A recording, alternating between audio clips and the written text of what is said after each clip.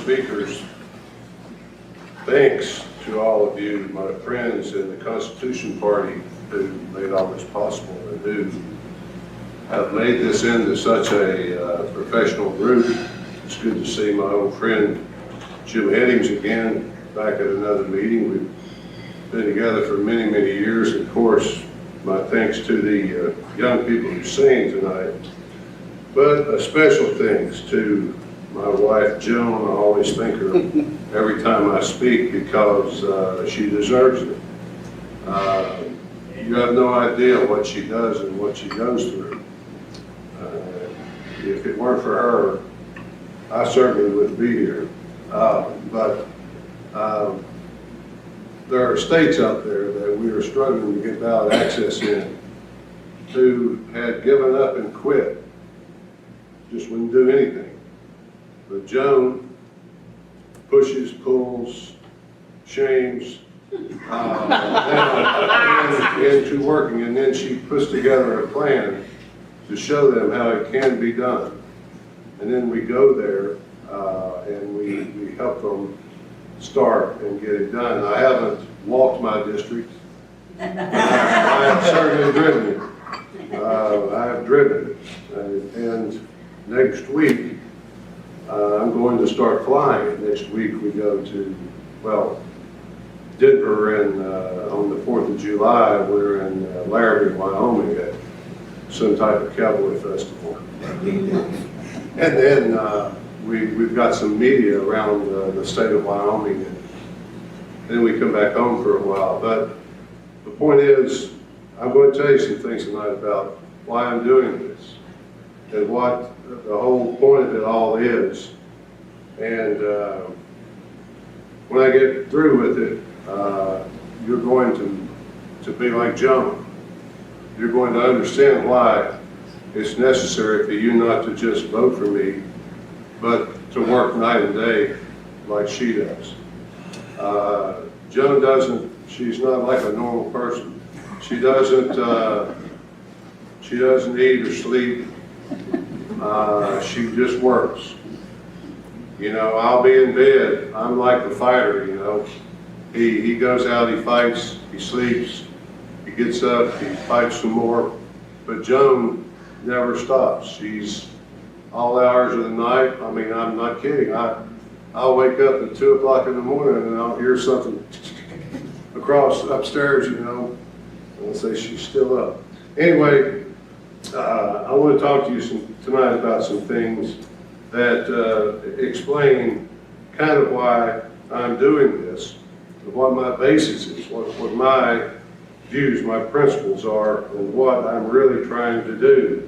You know, the people who founded this country had a certain set of principles. They went by a set of beliefs, and they put that into effect. And we could call those beliefs and the way they wrote it in the Constitution their original intent.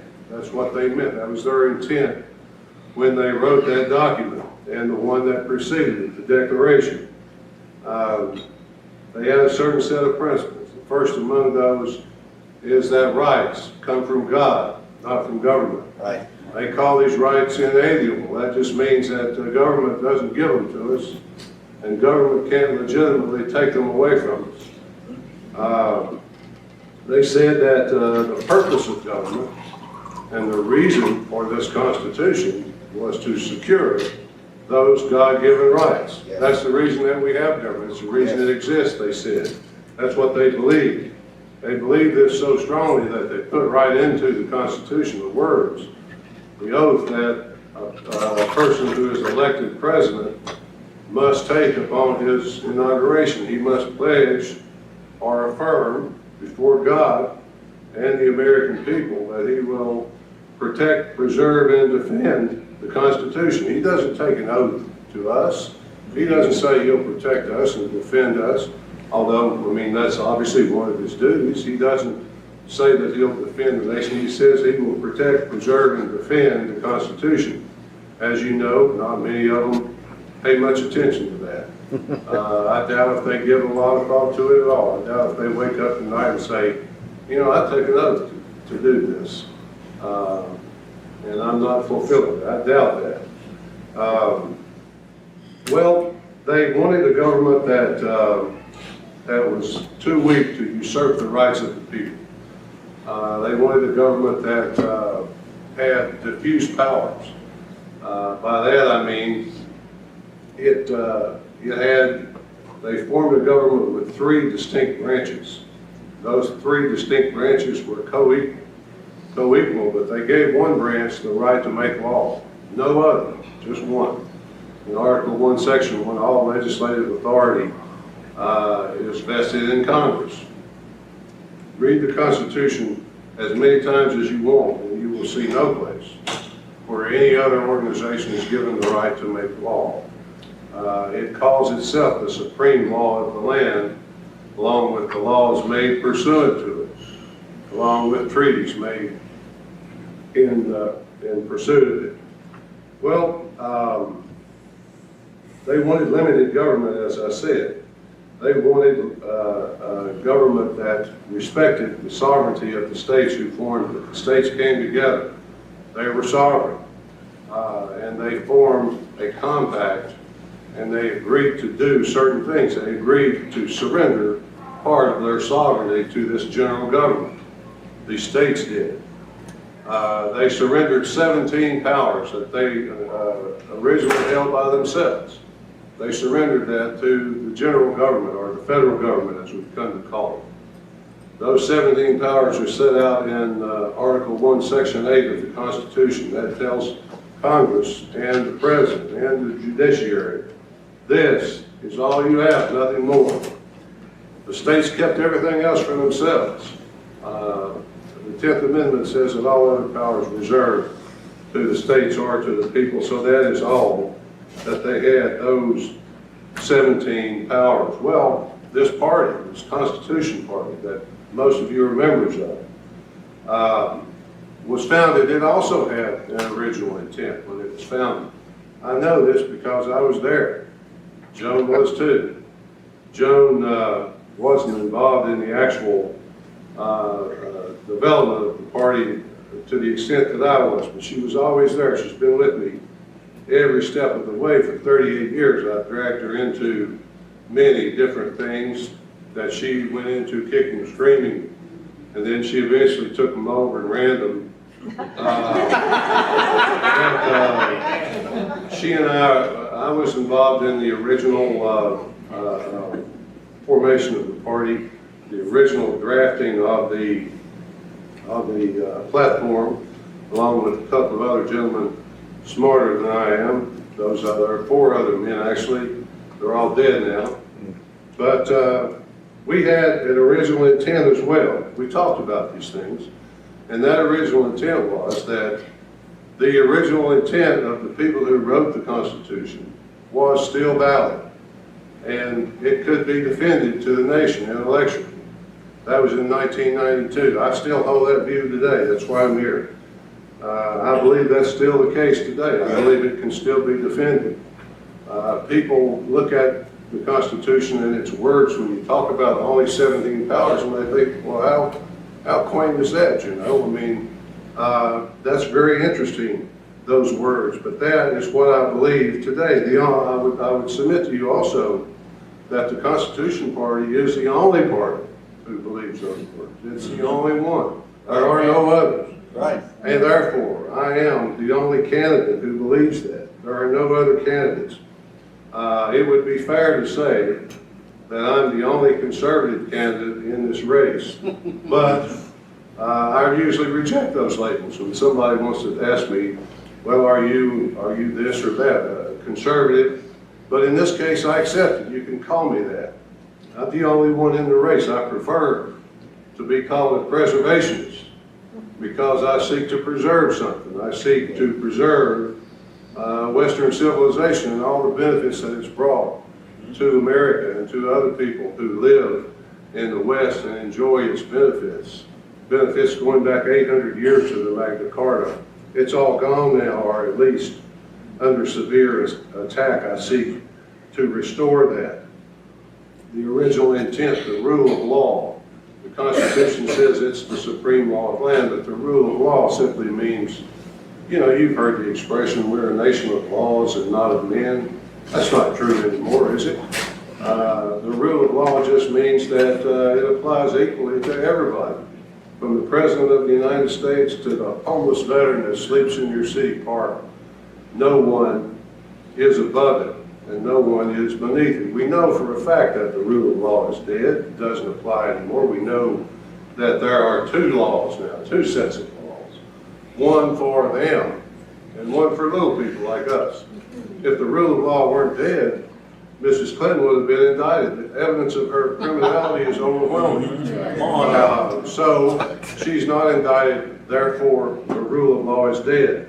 Perhaps I'm wrong though. There's still time. I mean, it could still happen. We'll see what Loretta Lynch does with that problem that she faces. But more and more, the Russians, this is my talk about Mrs. Clinton, in case you hadn't noticed it. More and more evidence comes out. The Russians now say they hold many, many emails that they intercepted from her private server, emails that are very embarrassing that they would release if she's elected. WikiLeaks, Julian Assange had released 30,000 emails that he stole from her in some fashion. All these things are embarrassing. I suspect, I don't know this for a fact, I'm just speculating, but I suspect the president may be on the other end, the receiving end of some of those emails. We'll see. But that is something that's happening. That is the end of the rule of law. Well, we've talked about the original intent of the founders, the original intent of the Constitution as a foundation for government. Well, unfortunately, we have a new government today. They don't share those views. They do not share those principles. They have principles, just not like yours. In fact, they're not even what you think they are. The government that actually runs the United States now is made up of some really interesting and different people. They have principles, like I said. You know, there are various international corporations, bureaucrats, non-governmental organizations, but primarily the super billionaires that roam around the world and have their meetings and so forth. And they have principles. I'm going to give you 5 principles that they share, that they are inflicting on us as we speak. The first one is world currency. That's one of their first principles, world currency or world money. This is here now in the form of International Monetary Fund special drawing rights. That's not money for us little people. I'll get to that in a minute, but it's money that is used in commerce between nations, in the oil markets and other commerce. It's the way they deal with the debt because the special drawing rights are available to people to control the world's currencies. Number 2, world taxation, global taxation. Taxation of every working human being on earth is upon us. Why? Because global problems. There are global problems now, and it's going to require a contribution, a fair share from every person on earth who works. What global problem would require something like that? Well, climate change, of course. It is the biggest problem that we face in world history, the president has told us. Bigger than World War II, bigger than World War I. It's the biggest problem humanity has faced in world history, and we're going to need global taxation if we're going to deal with it. Number 3,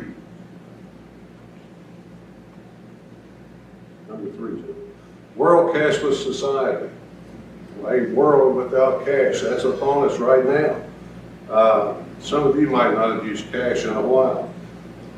It's, panic now when you leave on a trip and you don't have any money because you've got your card, You might need to buy a cup of coffee or something, but a lot of people even put that on the card. But in other countries, in the Scandinavian countries, Sweden, Norway, and even across Northern Europe, Denmark, the Netherlands, they are virtually cashless now. We're told by the banking establishment that 60% of all money is held outside the banking establishment. They want that to stop. They want that money for obvious reasons. Everything will have a fee. Everything will go through the banking system. Every penny you earn, every penny you spend will be digital inside the banking system. Your taxes will be prepared by someone else, probably someone in government, who then will simply debit your account. And every so often, certain taxation might be placed on your account. Bail-ins, they're called.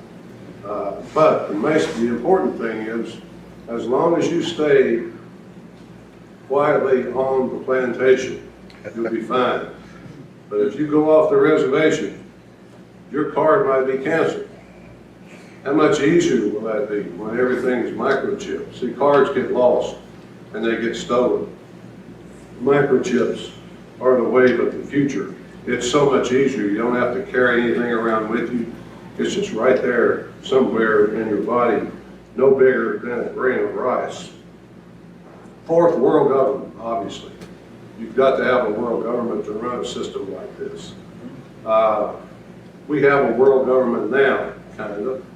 The G20 nations operates as a de facto world government. It's the board of directors for the world, telling the world, directing the world. By the way, the world cashless money system is for us. It's for us little people. It's not like the special drawing rights. It's to make sure that all of us stay in our proper places. All of your money, imagine it. All of your money, I mean everything in your life, everything you work for, the fruits of your labor, everything you ever will have, your children will have, everything that generations unborn will have, will be right there in their control, all tied in together with a system of global control through an operations center. I used to say out in the Utah desert because that's what I'd read. But Joan and I actually went out there and saw it. It's actually not a desert. It's only a few miles south of Salt Lake City. And you can only get within about a mile of it. Then they have security. You can't get any closer. But it's just a gigantic center out in Utah. Costs $2 to $4 billion. And it allows the National Security Agency to listen to every telephone call on Earth, to read and monitor every email on Earth, every human being on Earth. It sounds fantastic, and it is. It sounds like science fiction. It's science, but it's not fiction. It's actually there. It's happening now. Facial recognition software watches you in every city in America and tracks you around the planet. Big Brother might not be watching you, but he could be if he wanted to be. Just get a little lucky. Just go off the plantation and you'll see what will happen. You will be targeted. Fifth, this is their last principle. Well, actually it's not. It's the last one I'm going to give you. The government school system has our kids 8 hours a day, 5 days a week for 16 years, sometimes longer. That's a long time, folks. That's a lot of propaganda. It's a lot of brainwashing. And when it doesn't have them, then they're subject to Hollywood type of entertainment. Everything that exists on Earth can be sent to them through their cell phones, all information. You don't have to know anything. Hold up my cell phone, John. You're supposed to be taking pictures of me. That little machine right there has more computing power than NASA had for all the Apollo moon missions combined. Right. That's amazing, isn't it?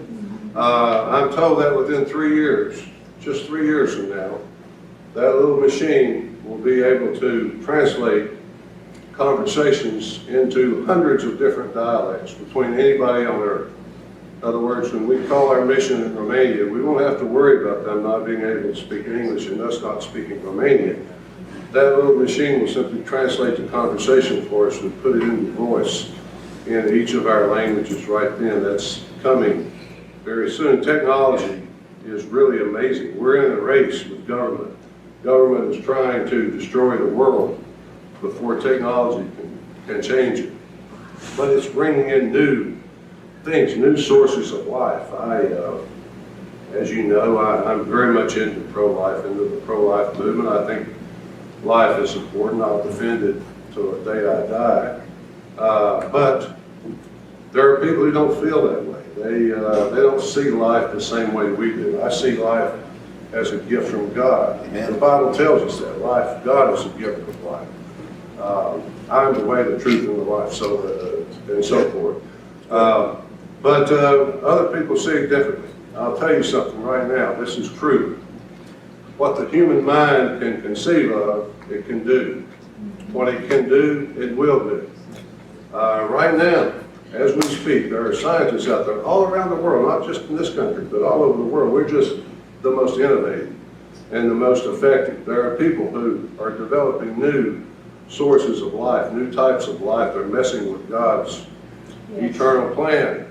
They are combining the DNA and so forth of humans and plants and making clones of cross species, humans and animals, but most importantly, humans and machines. We're told by that gentleman who runs Tesla, all of a sudden his name escapes me, but he said that very soon our brains would be interfaced with machines, and there's nothing we can do about it.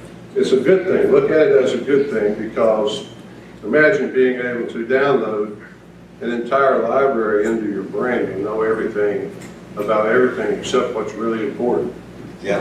The knowledge that you must have, you will not have. But this is coming. These people who do this, why do they do it? Because they want to live forever. The thought of death pervades man. He's so terrified of it.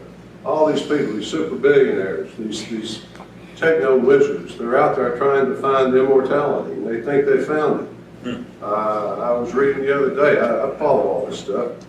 I was reading that if we can just live 10 to 20 more years, we can just hang on 10 to 20 more years, we'll be able to live 2, 3, 4, maybe 500 years.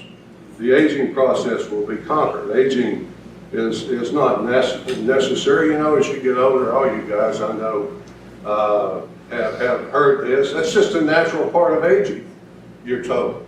But you think, but I don't want that. I don't want to give up that part of my life. I'm still, you know, I still want that to continue. Well, I'm sorry, that's just a natural part of aging. Well, that won't happen anymore, these people tell us. We'll live indefinite lives. You know, that same gentleman who runs Tesla Motors that make those $130,000 electric cars. He said he wanted to die on Mars, just not on impact.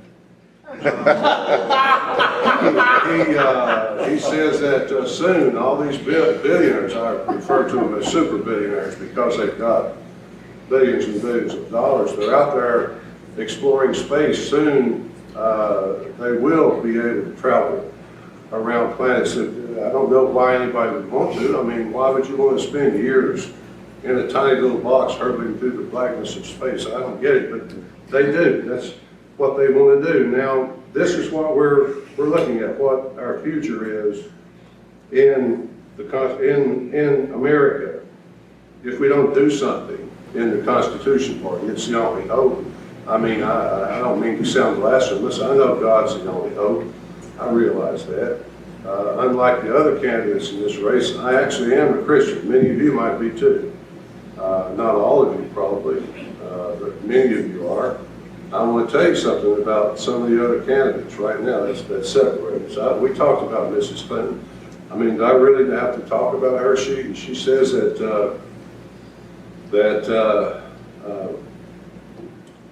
human persons, she says, unborn persons have no constitutional rights. That's what she said. Unborn persons have no. She used the word persons, obviously a slip of tongue, because the Supreme Court has said if these little creatures were persons, then Roe v. Wade would be unconstitutional, but they're not. So the other thing about her recently is that she just today with the Brexit vote, as luck would have it, she issued a list of 400 CEOs that endorsed CEOs of various corporations. And just as the world is starting to reject that, to turn away from it, to say enough is enough. By the way, as we go through these candidates, I am not depressed tonight for the first time in a long time. I don't well, actually I do think the world is going to hell in a handbasket, because it is. But I'm not depressed. I'm actually kind of giddy about it because of this vote in Great Britain. I just think it's one of the most wonderful things that's ever happened in my lifetime, because this great nation rejected collectivization. They said, we want to be free.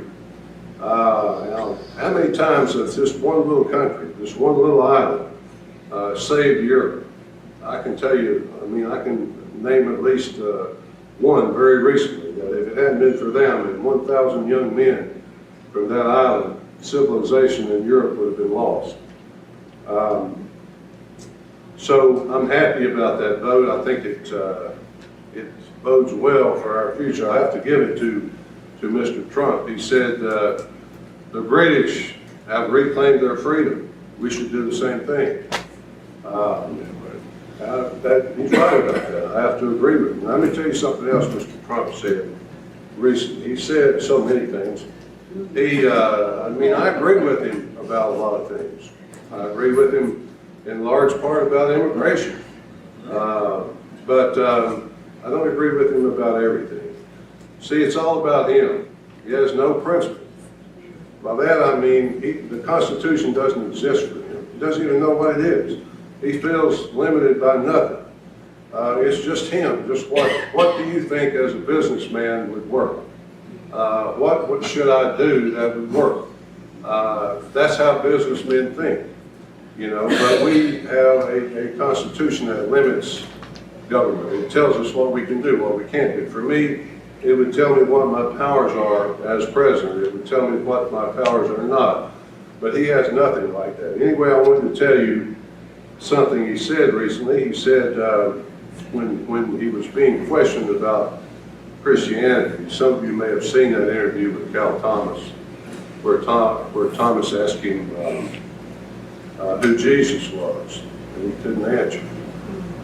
He gave some answer, but not really an answer. You know, he just gave some nonsense about an inspirational person or something like that. But the other day he said that, I can save you a lot quicker than some silly cross. I can save you a lot quicker than some silly cross. You can't vote for that. No, sir. No. If you're a Christian, you can't vote for him. Now, that only leaves one. I'm not going to talk about Jill Stein. I could. You know, I'm very familiar with the Green Party, having worked with them for 9 years on this lawsuit that we're in. But I know many of their members, Jill Stein, Ivy League lawyer like Mrs. Clinton and so forth, but we know what she stands for. Gary Johnson, our Libertarian Friends candidate, he's pro-abortion, he's pro-open borders, pro-immigration. But the other day, he said that he thinks that Jews should be forced to bake birthday cakes for Nazis. Hell. That's what he said. Yeah. Jews should be forced to bake birthday cakes for Nazis. No. And well, you know, I've got something to tell you. That they were. That's already happened. You know, the Nazis did that in the concentration camps they set up for Jews. Is that what he wants? That has happened. Well, I don't believe that Jews should be forced to bake birthday cakes for anybody. Right. I don't think devout Catholics or Protestants should be forced to bake birthday cakes for anybody. I believe in freedom of association. I think if I walked into any business, the person said, I'm not going to bake your wedding cake, your birthday cake, because I don't like Christians. That's his right. So what? There are plenty of other places. Right. Anyway, that's the way I see it, but that's not the way that Gary Johnson sees it, and I would submit to you, you can't vote for him. Right. For those reasons and for some others. That just leaves me, once again.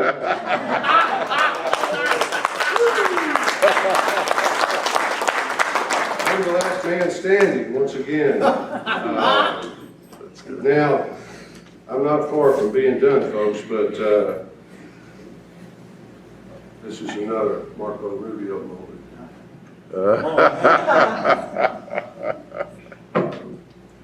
We're told quite often that we are few and they are many. Number one, that's not true. That was proven today in Great Britain.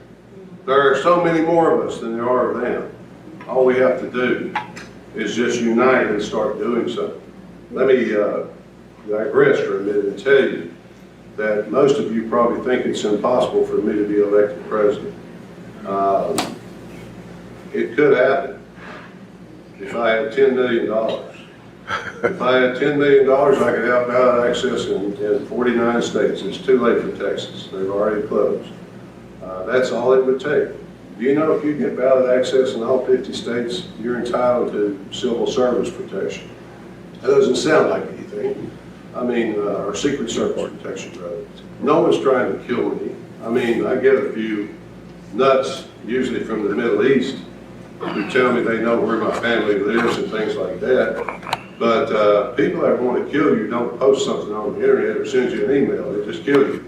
But anyway, I'm not saying I need it. I'm saying that it's pretty cool if you walk in a place like this and a bunch of guys in dark suits come in and search all of you and check around. I mean, you're somebody, in other words. All of a sudden, the media does cover you. That would be doable. But in order to do it, you have to have money or you have to have an organization in all 50 states. We don't have either one. I'm saying it's not as far out of reach. This was the greatest opportunity in the history of the Constitution Party. You know, in 1860, Abraham Lincoln and the Republican Party destroyed the Whig Party in one election. And they did it because they had a dynamic candidate in Abraham Lincoln with a dynamic issue, that being slavery. I've got a large book at home about this thick of the Lincoln-Douglas debates. It's got the transcripts of all their debates. Unfortunately, there was no YouTube then. So you can't actually hear these people speak and debate. You can go on YouTube right now and hear all those great speeches that Winston Churchill gave. You know, I have nothing to offer you but blood, sweat, toil, and tears, that sort of thing, in his own voice. You can hear the speeches that John Kennedy gave, other great orators of our time, but you cannot hear the Lincoln-Douglas debates. You can't read them. What I'm saying is, they destroyed this party that had held sway since the founding in one election. We could have done the same thing with the right funding and the right organization. Let me end by telling you that this party is different. We're different from all the others. This candidate is different for reasons that I've set out for you. And as I've told people across the country that I've been talking to, I told this story to the people in Salt Lake City, that many of them were there, jury was there, many others. As I was giving the speech to the people about why you should select me, I think I had 15 minutes and I gave three or four of it to the person who introduced me, but I told a story about a woman. I had come across her speech she gave in 1997 in Arizona. She was a libertarian. She gave a speech at a libertarian convention back then. I read the speech and it said, she said to them, "We live in a strange time. It's too late to save the system, but it's too early to shoot the bastards." So, I can ask you tonight, that was 19 years ago. I ask you tonight, was she right? Is it too late to save the system? I submit that it is not. Many of us have the defeatist attitude. It's impossible. It can't be done. We should just retreat and save our money. I would submit to you that that is the wrong answer. It can be done. The fact that we're meeting here says that we're still free. Yes, Right. It also says that they don't care about us. But that's another story. They don't care about us. They don't care this group of people I was telling you about that run the world, they don't care who you vote for. They don't care who you elect. They don't care about you or your family. They don't care about the safety of the nation. They care only about their own needs and the needs of the people who actually run the world, the intellectual elite that run it. That's another speech for another time. I think we're not dead yet. We're still free. That's my opinion. It can be done. I can't do it by myself. This is where I make a pitch to you to support me. I do need your time, your talent, your money. We desperately need your money. Joan and I would like to fly some different places, not just drive. We would like to be able to buy more of the stuff that you see here and to satisfy everybody that calls us. Nevertheless, it is what it is. I pray that you'll help me, folks. I pray that you'll pray for me. I really need your prayers. Joan and I do. It's lonely out there. Thankfully, I've got her, but I ask you to pray for me, to support me as you can as we go through this struggle. And there's never been an opportunity like this. Just think about all those other candidates. You can't vote for them. I can say that same thing to groups all over the country. There are plenty of people who won't buy it, but if I could get in front of Christian groups, I can eliminate these other candidates. Now, I don't get in front of many of them. They won't listen to me. But some of them have. I talked to two pastors last week in Cleveland, Ohio, who said they would support me. Now, they were different kinds of pastors, but very fine people. That's all I have to say. Once again, I thank you. I appreciate you. I love you. I don't say that in a cavalier fashion. You're my people. I'm not ashamed of you. I never have been. And as long as you have heard of the principles that I talked about tonight, I never will be. Thank you, folks.